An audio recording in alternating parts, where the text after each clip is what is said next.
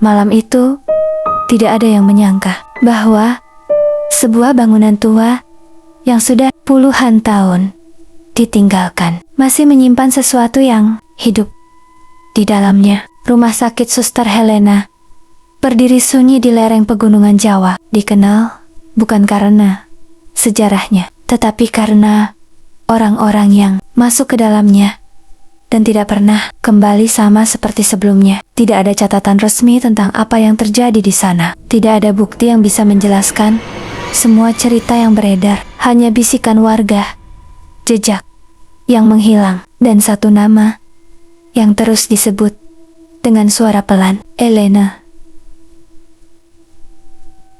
Elena. Beberapa mengatakan ia sudah mati sejak lama. Beberapa percaya ia tidak pernah benar-benar pergi, dan ketika seseorang akhirnya memutuskan untuk masuk dan mencari kebenaran, mereka tidak menyadari satu hal penting, bahwa tempat itu bukan sekadar menyimpan masa lalu, tetapi menunggu siapapun yang cukup berani untuk datang dan cukup sial untuk dipilih. Di sebuah desa tua di lereng pegunungan Jawa Tengah, berdiri bangunan peninggalan kolonial yang hampir dilupakan waktu. Warga menyebutnya Rumah Sakit Suster Helena. Dindingnya kusam, jendela-jendela tinggi berdebu, dan lorongnya panjang, seperti tidak berujung. Tidak ada yang berani mendekat setelah matahari tenggelam. Konon, rumah sakit itu pernah menjadi tempat perawatan tentara Belanda yang terluka pada masa penjajahan. Namun, bukan itu yang membuatnya dikenal. Yang membuatnya hidup dalam bisikan warga adalah sosok seorang suster Belanda bernama Helena van Dijk. Helena dikenal sebagai perawat yang berdedikasi, tetapi juga dingin dan kejam. Ia dipercaya sering melakukan perawatan yang tidak wajar terhadap pasien pribumi. Beberapa pasien dikabarkan tidak pernah keluar dari ruang perawatan hidup-hidup. Setelah Jepang datang dan rumah sakit itu ditinggalkan, Helena menghilang tanpa jejak. Tidak ada yang tahu apakah ia pulang ke negerinya atau terkubur di balik bangunan itu. Puluhan tahun kemudian, tempat itu hanya menjadi bangunan kosong yang ditumbuhi lumut dan akar pohon besar. Namun, beberapa warga yang pernah mencoba masuk mengaku melihat sosok wanita tinggi bergaun suster lama berjalan di lorong. Wajahnya pucat, matanya kosong, dan langkahnya pelan menyeret. Suatu sore, seorang pemuda bernama Raka datang ke desa itu. Ia seorang pembuat konten yang mencari lokasi horor untuk direkam. Cerita tentang Suster Helena membuatnya tertarik. Meski warga memperingatkan, Raka tetap bersikeras untuk masuk dan merekam isi rumah sakit tersebut. Dengan kamera di tangan dan rasa penasaran yang mengalahkan ketakutan, ia berdiri di depan pintu utama yang setengah lapuk. Angin sore terasa dingin meski matahari belum sepenuhnya tenggelam. Raka menarik napas panjang, lalu mendorong pintu itu perlahan. Di dalam, udara terasa pengap dan berat. Bau lembab bercampur sesuatu yang sulit dijelaskan memenuhi hidungnya. Langkah pertamanya menggema di lorong panjang yang gelap. Cahaya hanya masuk dari celah jendela yang kotor. Raka mulai merekam, menyusuri setiap ruangan yang dipenuhi ranjang besi berkarat. Beberapa alat medis tua masih berserakan, seolah ditinggalkan begitu saja. Semakin dalam ia masuk, suasana semakin terasa tidak wajar, seperti ada yang memperhatikan dari balik kegelapan. Saat ia berhenti di sebuah pintu bertuliskan ruang isolasi, tangannya tiba-tiba terasa dingin, bukan karena udara, melainkan seperti ada sesuatu yang menyentuhnya dari belakang. Raka menoleh cepat, tetapi tidak ada siapapun di sana. Namun kamera di tangannya tiba-tiba bergetar pelan, dan layar menampilkan bayangan sosok putih berdiri jauh di ujung lorong. Dan saat Raka mengangkat wajahnya untuk melihat langsung, lorong itu sudah kosong, seolah sosok itu tidak pernah ada sama sekali. Tetapi perasaan diawasi tidak pernah benar-benar hilang. Raka masih berdiri di ujung lorong dengan kamera yang belum berhenti merekam. Ia mencoba menenangkan pikirannya sendiri, meyakinkan bahwa bayangan putih yang tadi terlihat hanyalah pantulan cahaya dari jendela kotor. Namun semakin ia mencoba berpikir logis, semakin kuat perasaan tidak wajar itu merayap di dadanya. Ia akhirnya melangkah menuju ruang isolasi yang pintunya terbuka sedikit. Kayu pintu itu tampak rapuh, tetapi tetap berdiri, seperti menahan sesuatu di dalam. Saat Raka mendorongnya perlahan, ruangan kecil itu langsung menyambut dengan udara yang lebih dingin dibanding lorong tadi. Di tengah ruangan, terdapat satu ranjang besi tua dengan sabuk pengikat di kedua sisi. Sabuk itu tampak masih utuh, bahkan lebih terawat dibandingkan benda lain di sana. Raka mengarahkan kameranya lebih dekat, memperhatikan detailnya. Ada noda gelap di permukaan ranjang yang sulit dikenali asalnya. Ia merasakan sesuatu yang aneh muncul di kepalanya, seolah bayangan masa lalu tiba-tiba terlintas tanpa ia undang. Gambaran seseorang yang terbaring dan berusaha melepaskan diri dari ikatan itu muncul begitu jelas. Raka segera menggeleng, mencoba mengusir bayangan yang terasa terlalu nyata. Saat berdiri kembali, pandangannya tertuju pada dinding di belakang ranjang. Ada goresan kasar yang tampak seperti tulisan. Ia mendekat dan menyapu debu dengan tangannya. Perlahan, tulisan itu terlihat lebih jelas. "Tolong, hentikan dia." Kalimat itu membuat tengkuknya terasa dingin. Cara tulisan itu dibuat menunjukkan kepanikan dan keputusasaan. Raka mundur selangkah, merasakan suasana ruangan berubah semakin menekan. Ketika ia berbalik untuk keluar, matanya menangkap sesuatu di lantai dekat pintu. Jejak kaki, bukan jejak lama yang tertutup debu, melainkan jejak yang terlihat baru terbentuk di atas permukaan lantai. Raka terdiam. Ia yakin tidak ada orang lain yang masuk ke bangunan itu bersamanya. Dengan ragu, ia mengikuti arah jejak tersebut keluar dari ruang isolasi. Jejak itu membawanya ke ruang perawatan utama yang lebih luas. Beberapa ranjang besi berjajar dengan jarak tidak teratur. Cahaya matahari yang masuk melalui jendela pecah menciptakan bayangan panjang yang bergerak perlahan mengikuti arah angin. Saat Raka melangkah masuk, ia merasakan perubahan suhu yang tiba-tiba. Udara menjadi lebih dingin dan berat. Aroma obat lama bercampur dengan sesuatu yang tidak ia kenali mulai memenuhi ruang. Ia mengarahkan kamera ke salah satu ranjang di ujung ruangan. Spray di atasnya tampak cekung, seolah ada sesuatu yang sedang duduk di sana. Padahal mata Raka tidak melihat siapapun. Ia melangkah, mendekat dengan hati-hati. Cekungan itu perlahan berubah bentuk, seperti ada sesuatu yang bangkit dari posisi duduk. Pada saat yang sama, jejak kaki di lantai mulai bertambah. Satu demi satu muncul di depan matanya, mengarah lurus ke tempat ia berdiri. Seolah ada sosok yang tidak terlihat sedang berjalan mendekatinya. Raka mundur perlahan. Napasnya mulai tidak teratur. Matanya terpaku pada jejak kaki yang terus bermunculan di lantai berdebu itu. Setiap jejak terlihat jelas, seolah diinjak oleh seseorang yang memiliki berat tubuh, namun tidak memiliki wujud. Ia mengangkat kameranya dengan tangan yang mulai gemetar. Layar kamera itu menangkap sesuatu yang tidak bisa dilihat langsung oleh matanya. Di ujung jejak itu, samar-samar terlihat sosok tinggi berdiri diam. Pakaian putih panjang menjuntai hingga ke lantai, dan bagian kepalanya sedikit menunduk. Raka membeku. Ia mencoba menurunkan kamera untuk memastikan dengan mata telanjang. Namun saat ia melihat langsung ke depan, tidak ada apapun di sana, hanya ruang kosong dengan ranjang berkarat. Dengan napas tertahan, ia kembali mengangkat kamera. Sosok itu kini lebih dekat. Raka tersentak mundur. Jaraknya tidak masuk akal. Dalam hitungan detik, sosok itu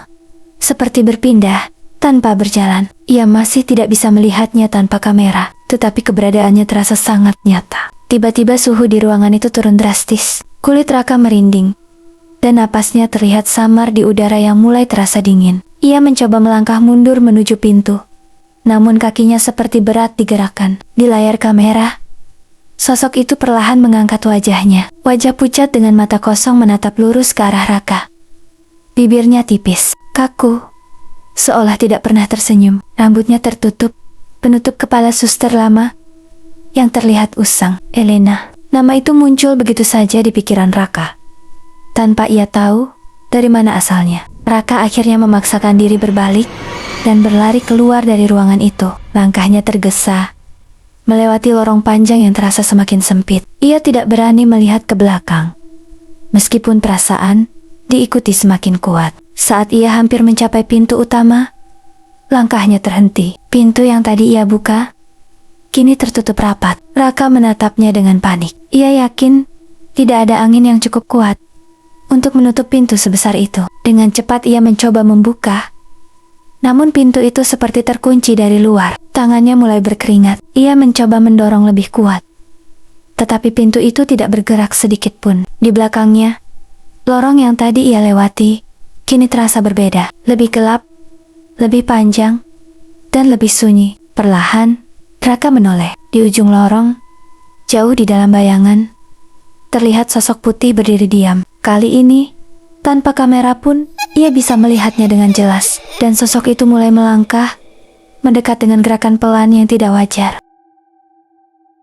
Raka berdiri kaku di depan pintu yang tidak bisa dibuka. Tangannya masih menempel di kayu lapuk itu, tetapi pikirannya sudah terfokus sepenuhnya pada sosok di ujung lorong. Kali ini, ia tidak membutuhkan kamera untuk melihatnya. Sosok itu nyata di hadapannya. Wanita dengan pakaian suster lama itu berjalan perlahan. Gaunnya panjang dan kusam, menyeret lantai berdebu. Wajahnya pucat, tanpa ekspresi. Matanya kosong, namun terasa menembus langsung ke arah Raka. Setiap langkahnya tidak menghasilkan suara, tetapi jarak di antara mereka terus berkurang. Raka mundur perlahan, mencoba menjaga jarak, namun lorong di belakangnya terasa seperti memanjang. Pintu keluar yang tadi begitu dekat, kini terasa semakin jauh. Ia menoleh sekilas, dan benar saja, pintu itu seperti bergeser menjauh. Rasa panik mulai menguasainya. Ia kembali melihat ke depan. Sosok itu sudah lebih dekat dari sebelumnya. Raka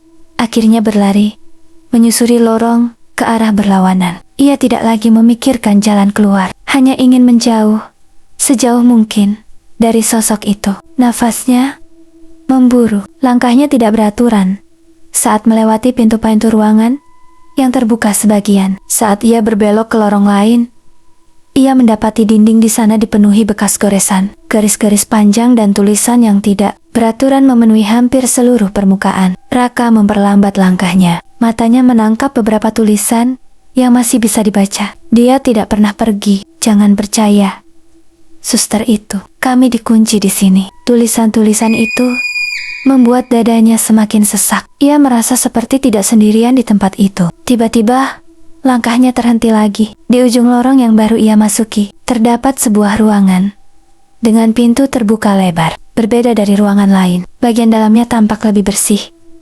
seolah pernah dirawat. Ada meja kayu, lemari tua, dan beberapa dokumen berserakan. Raka ragu sejenak, namun rasa penasarannya kembali muncul. Ia melangkah masuk dengan hati-hati, memastikan tidak ada sosok lain di dalam. Di atas meja terdapat sebuah buku catatan tebal dengan sampul kulit yang sudah retak. Raka mendekat dan membuka halaman pertamanya. Tulisan di dalamnya rapi, menggunakan bahasa Belanda. Namun di beberapa halaman, ada bagian yang sudah diterjemahkan ke bahasa Indonesia dengan tulisan tangan yang berbeda. Raka membalik halaman perlahan, membaca potongan kalimat yang mulai terasa janggal. Perawatan berhasil, namun subjek tidak stabil. Dosis ditingkatkan sesuai kebutuhan. Pasien menunjukkan ketakutan berlebihan sebelum hilang kesadaran. Raka menelan ludah. Catatan itu bukan sekadar laporan medis biasa. Saat ia membalik ke halaman berikutnya, tangannya tiba-tiba berhenti. Di tengah halaman itu, terdapat satu kalimat yang ditulis lebih besar dari yang lain. Dia tidak boleh keluar. Tiba-tiba, dari belakangnya, udara di ruangan itu berubah menjadi sangat dingin, dan bayangan seseorang perlahan muncul di lantai, memanjang ke arah kaki Raka. Padahal ia tidak melihat siapapun berdiri di belakangnya. Raka membeku di tempatnya. Matanya perlahan turun ke lantai, menatap bayangan yang memanjang hingga menyentuh ujung sepatunya. Bentuknya jelas menyerupai sosok manusia dengan kepala tertunduk dan bahu yang kaku. Namun saat ia memberanikan diri menoleh ke belakang, tidak ada siapapun di sana. Jantungnya berdetak semakin cepat. Ia kembali melihat ke lantai. Bayangan itu masih ada. Perlahan, bayangan tersebut bergerak, seolah pemiliknya sedang mengangkat kepala. Garis bayangan pada bagian wajah berubah menciptakan siluet yang semakin jelas. Raka merasakan tengkuknya, seperti ditarik oleh rasa takut yang tidak bisa ia kendalikan. Dengan tangan gemetar, ia mengangkat kamera dan mengarahkannya ke belakang. Di layar kamera, sosok itu terlihat sangat jelas. Seorang wanita tinggi dengan pakaian suster Belanda, berdiri hanya beberapa langkah dari Raka. Wajahnya pucat dengan mata kosong yang dalam, seolah tidak memiliki kehidupan. Bibirnya terbuka sedikit, tetapi tidak menunjukkan ekspresi apapun. Raka tersentak dan menjatuhkan buku catatan dari tangannya. Ia mundur cepat hingga menabrak meja di belakangnya. Kamera di tangannya hampir terlepas, tetapi ia masih menggenggamnya erat. Saat ia kembali melihat langsung tanpa kamera, sosok itu menghilang lagi. Namun bayangannya tetap tertinggal di lantai. Raka kini menyadari sesuatu yang lebih mengerikan. Sosok itu tidak selalu bisa dilihat, tetapi tetap berada di dekatnya. Ia mencoba bergerak perlahan menuju pintu ruangan. Langkahnya hati-hati, seolah setiap gerakan bisa memancing sesuatu. Bayangan itu ikut bergerak, tetap berada di belakangnya. Dengan jarak yang sama, saat ia hampir mencapai pintu, bayangan itu tiba-tiba berhenti. Raka ikut berhenti. Perasaan tidak enak menyelimuti dirinya. Ia tidak berani menoleh, tetapi ia tahu sesuatu akan terjadi. Tiba-tiba, bayangan itu memanjang dengan cepat, melewati tubuh Raka dan berhenti di depan pintu, seolah menghalangi jalannya keluar. Raka menatapnya dengan panik. Ia mencoba melangkah ke samping, tetapi bayangan itu kembali menyesuaikan, tetap berada di depannya. Kemudian perlahan, bayangan itu mulai berubah bentuk. Kepalanya miring ke arah yang tidak wajar, dan bagian tangannya terlihat memanjang seperti mencoba meraih sesuatu. Raka mundur lagi, napasnya semakin tidak teratur. Di saat yang sama, dari sudut ruangan, lemari tua yang tadi diam kini tampak sedikit terbuka. Celah gelap di dalamnya terasa seperti memanggil. Tanpa ia sadari, langkah Raka perlahan mundur mendekati lemari itu, dan tepat ketika punggungnya hampir menyentuh pintu lemari, sesuatu dari dalam kegelapan itu bergerak, seolah ada tangan lain yang menunggu di dalam, siap menyambutnya. Raka merasakan punggungnya hampir menyentuh pintu lemari yang terbuka sedikit itu. Udara di sekitarnya semakin dingin, membuat napasnya terasa berat. Ia tidak berani menoleh, tetapi instingnya mengatakan bahwa sesuatu di dalam lemari itu sedang menunggunya. Dengan sisa keberanian, ia melangkah cepat menjauh ke samping. Gerakan itu membuatnya lolos dari posisi tepat di depan lemari. Namun, saat ia menoleh sekilas, celah pintu lemari itu terbuka lebih lebar dengan sendirinya. Bagian dalamnya gelap pekat, terlalu pekat untuk ruangan yang masih mendapat sedikit cahaya dari luar. Raka mengangkat kameranya secara refleks dan mengarahkannya ke dalam. Di layar kamera, kegelapan itu tidak sepenuhnya kosong. Ada sesuatu di dalamnya. Siluet tubuh yang terlalu kurus dan tinggi tampak berdiri, membelakangi, hampir menyatu dengan gelap. Kulitnya tampak pucat, keabu-abuan, dan kepalanya sedikit miring, seperti tidak mampu tegak dengan benar. Raka menahan napas. Ia tidak yakin apakah itu manusia atau sesuatu yang lain. Tiba-tiba, sosok itu bergerak. Perlahan, kepalanya berputar ke arah kamera, meskipun tubuhnya tetap menghadap ke dalam. Gerakan itu tidak wajar, seperti tulang lehernya tidak memiliki batas. Raka tersentak mundur, hampir terjatuh. Saat ia melihat langsung ke dalam lemari tanpa kamera, sosok itu menghilang. Namun pintu lemari kini terbuka sepenuhnya. Raka tidak ingin tinggal lebih lama di ruangan itu. Ia berlari keluar, kembali ke lorong yang terasa semakin asing. Dinding yang tadi ia lewati kini tampak berbeda. Tulisan-tulisan yang sebelumnya samar kini terlihat lebih jelas. Bahkan beberapa tampak baru saja tergores. Ia mempercepat langkah, mencoba mencari jalan keluar lain. Namun, setiap belokan yang ia ambil justru membawanya ke bagian bangunan yang semakin dalam. Lorong-lorong itu terasa seperti labirin yang terus berubah. Saat ia berbelok lagi, langkahnya terhenti mendadak. Di depannya berdiri sosok suster itu. Kali ini sangat dekat. Raka bisa melihat detail wajahnya dengan jelas. Kulitnya pucat, seperti tidak pernah tersentuh kehidupan. Matanya kosong, tetapi tidak buta. Tatapannya lurus menembus Raka, seolah membaca setiap ketakutan yang ia rasakan. Jarak mereka hanya beberapa langkah. Raka tidak bergerak. Sosok itu juga diam, namun perlahan tangan suster itu terangkat. Gerakannya kaku dan lambat, mengarah lurus ke wajah Raka, seolah ingin menyentuhnya, atau mungkin menandainya. Dan di saat itu, Raka merasakan sesuatu yang lebih mengerikan dari sekadar ketakutan. Ia merasa seperti sudah pernah berada di tempat itu sebelumnya. Seperti semua ini bukan pertama kali terjadi padanya. Tangan suster itu terus bergerak mendekat ke wajah Raka.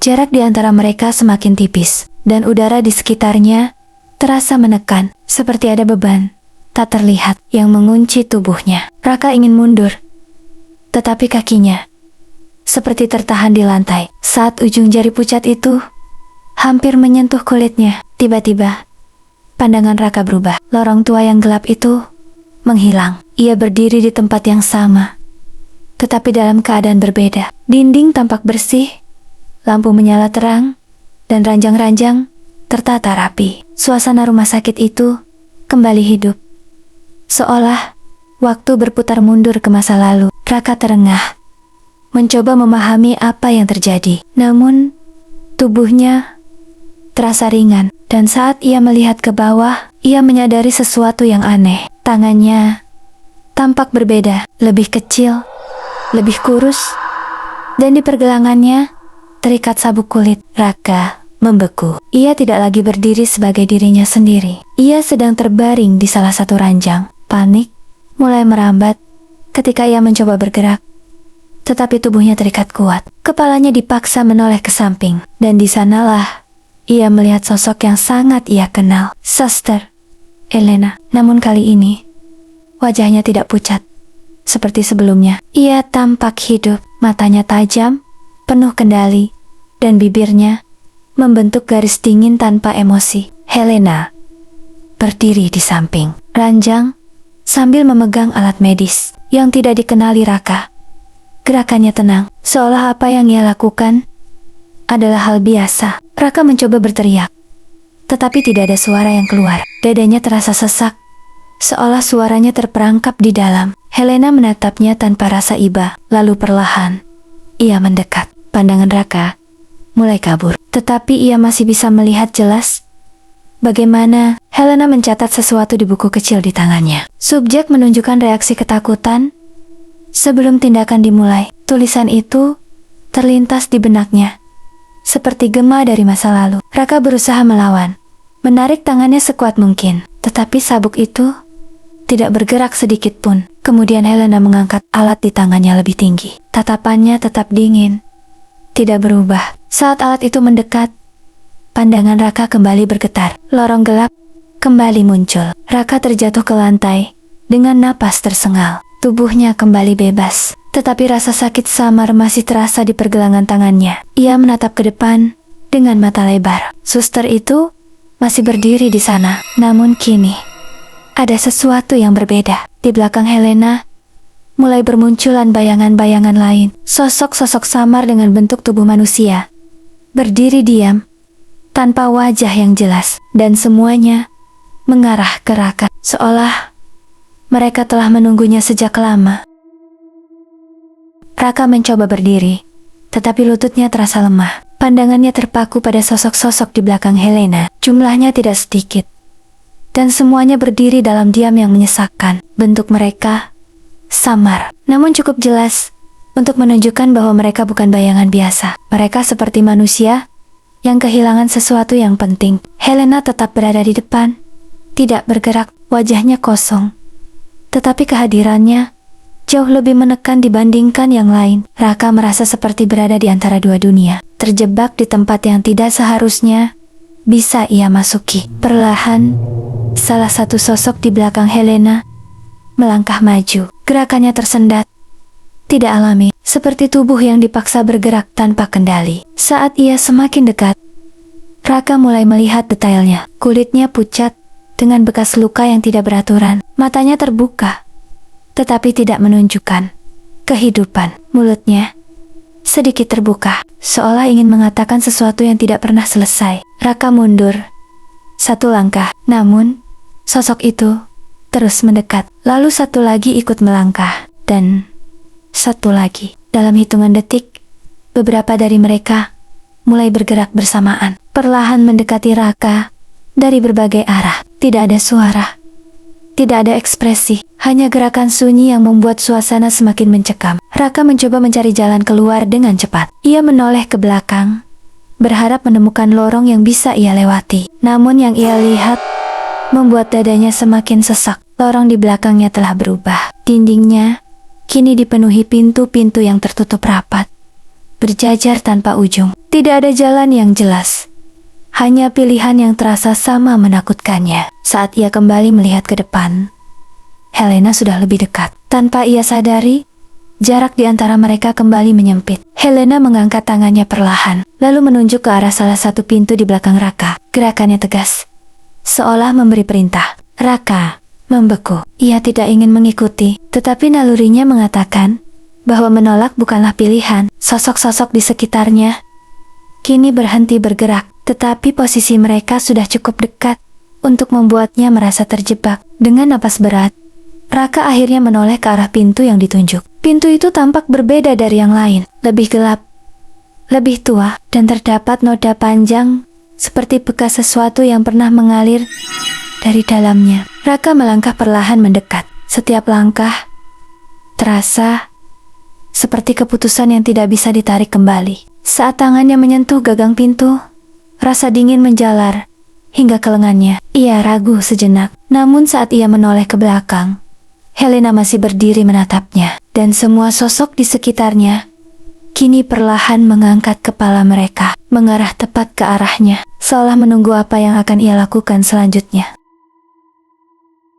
Tangan Raka masih menempel pada gagang pintu yang dingin. Jantungnya berdetak tidak beraturan, seolah tahu bahwa apapun yang ada di balik pintu itu akan mengubah segalanya. Ia menelan ludah, lalu perlahan mendorongnya. Pintu terbuka. Ruangan di dalamnya jauh lebih gelap dibanding bagian lain rumah sakit itu. Cahaya dari lorong hanya mampu masuk sedikit, memperlihatkan lantai yang kotor dan dinding dengan noda panjang yang menghitam. Udara di dalam terasa berat, seolah lama terkurung tanpa pernah tersentuh. Raka melangkah masuk. Begitu ia melewati ambang pintu, pintu di belakangnya tertutup dengan sendirinya. Ia menoleh cepat, namun tidak mencoba membukanya. Entah mengapa, kali ini ia merasa tidak ada gunanya melawan. Matanya mulai menyesuaikan dengan gelap. Di tengah ruangan, terdapat sesuatu yang membuatnya berhenti. Sebuah kursi tua dengan sabuk pengikat, mirip dengan ranjang di ruang isolasi, tetapi lebih sempit dan lebih menekan. Di sekelilingnya terdapat alat-alat medis yang tampak asing, berkarat, dan sebagian terlihat seperti hasil modifikasi yang tidak wajar. Raka melangkah lebih dekat. Di lantai sekitar kursi itu, terdapat banyak goresan yang membentuk lingkaran tidak sempurna, seperti seseorang berulang kali mencoba bergerak keluar, tetapi selalu gagal. Kemudian ia melihat dinding di belakang kursi. Tulisan-tulisan memenuhi hampir seluruh permukaannya. Tidak hanya satu atau dua, tetapi ratusan. Sebagian saling tumpang tindih, ditulis dengan cara yang terburu-buru dan penuh tekanan. Raka mendekat, membaca beberapa di antaranya. Dia melihat kita. Dia selalu kembali. Kami bukan yang pertama. Kalimat-kalimat itu terasa seperti potongan keputusasaan yang tidak pernah selesai. Namun satu tulisan di tengah dinding menarik perhatiannya. Lebih besar, lebih dalam, dan terlihat ditulis dengan tenaga terakhir. Jangan biarkan dia memilihmu. Raka terdiam. Pikirannya mencoba menyusun arti dari semua ini. Semua yang ia alami, semua yang ia lihat, terasa seperti bagian dari sesuatu yang sudah terjadi berulang kali. Seolah rumah sakit ini tidak hanya menyimpan masa lalu, tetapi juga mengulangnya. Tiba-tiba, udara di ruangan itu berubah, lebih dingin dari sebelumnya. Raka merasakan sesuatu di belakangnya. Perlahan, tanpa berani langsung menoleh, ia mengangkat kameranya dan mengarahkannya ke belakang. Di layar, Helena berdiri tepat di ambang pintu. Namun kali ini, ia tidak sendiri. Di sampingnya, berdiri sosok lain. Seorang pria tua dengan pakaian dokter Belanda, wajahnya pucat dan matanya kosong seperti yang lain. Mereka berdiri berdampingan, menatap Raka tanpa ekspresi. Lalu perlahan, Helena melangkah masuk ke dalam ruangan dan pintu di belakangnya menghilang, menyisakan dinding kosong, menutup satu-satunya jalan keluar yang tersisa. Raka mundur perlahan, hingga punggungnya hampir menyentuh kursi tua di tengah ruangan. Matanya tidak lepas dari Helena dan sosok dokter di sampingnya. Keduanya berdiri diam. Namun, tekanan dari kehadiran mereka terasa semakin berat, seolah udara di ruangan itu menolak keberadaan Raka. Helena melangkah lebih dekat. Dokter itu tetap di tempat, tetapi kepalanya perlahan mengikuti setiap gerakan Raka. Tatapannya kosong, namun terasa mengawasi dengan cara yang tidak manusiawi. Raka menggeleng pelan, mencoba menolak kenyataan yang ada di depannya. Namun ingatan dari penglihatan sebelumnya mulai kembali. Ranjang, sabuk, catatan, dan rasa terjebak yang sama. Semua ini pernah terjadi, dan kini ia berada di posisi yang sama. Helena mengangkat tangannya, lalu menunjuk ke arah kursi di belakang Raka. Gerakannya tidak terburu-buru, tetapi penuh kepastian. Tidak ada pilihan lain yang tersisa. Raka menoleh ke kursi itu. Sabuk pengikat di kursi tampak terbuka, seolah menunggunya. Dadanya terasa sesak. Ia tahu apa yang akan terjadi jika ia menuruti, tetapi tubuhnya tidak lagi sepenuhnya berada dalam kendalinya. Kakinya bergerak mundur, satu langkah lagi, hingga akhirnya ia menyentuh kursi itu. Begitu tubuhnya bersentuhan, sabuk di kursi itu bergerak dengan sendirinya, melilit pergelangan tangan dan tubuhnya dengan cepat. Raka mencoba melawan, tetapi kekuatannya seperti diserap oleh sesuatu yang tidak terlihat. Ia terikat dengan posisi yang sama, seperti bayangan yang ia lihat sebelumnya. Helena kini berdiri tepat di depannya. Wajahnya sangat dekat, matanya yang kosong menatap lurus ke dalam diri Raka, seolah mencari sesuatu yang tersembunyi. Dokter itu akhirnya bergerak. Ia mendekat sambil membawa alat yang sama seperti yang pernah dilihat Raka. Dalam penglihatannya, tangannya stabil, tidak ragu, seolah ini hanyalah rutinitas yang telah dilakukan berkali-kali. Raka berusaha berteriak, tetapi suaranya tidak keluar. Air matanya mulai jatuh tanpa ia sadari. Di saat itu, suara dalam pikirannya muncul, bukan suaranya sendiri. Kita pernah di sini. Raka membeku. Pandangan di sekelilingnya mulai berubah. Ia melihat bayangan-bayangan lain di sudut ruangan. Wajah-wajah samar yang berdiri mengelilinginya, sama seperti yang ia lihat sebelumnya. Mereka bukan hanya penonton, mereka adalah yang pernah duduk di kursi itu. Helena menunduk sedikit, mendekatkan wajahnya ke telinga Raka. Tatapannya tetap kosong, tetapi ada sesuatu yang berbeda, seperti pengakuan, atau mungkin kepemilikan. Dokter itu mengangkat alatnya lebih tinggi, dan pada detik terakhir, sebelum alat itu menyentuhnya, Raka menyadari sesuatu yang paling mengerikan. Ia tidak dipilih secara kebetulan, ia dipanggil, dan siklus itu tidak pernah benar-benar berakhir, karena di balik dinding ruangan itu, tulisan baru perlahan terukir. Dengan goresan yang sama, putus asanya, aku di sini sekarang.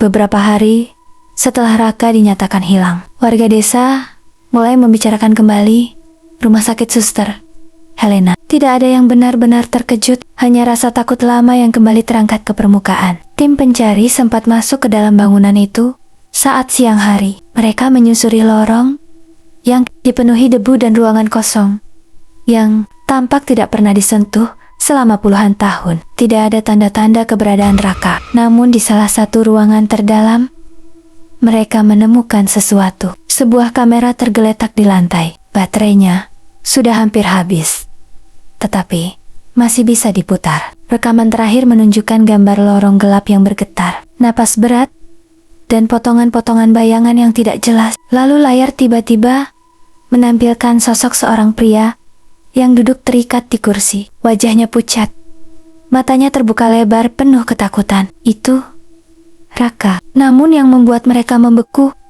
bukan hanya itu. Di belakang Raka berdiri seorang suster dengan wajah kosong, dan di sampingnya sosok dokter tua yang menatap lurus ke kamera. Rekaman itu berhenti.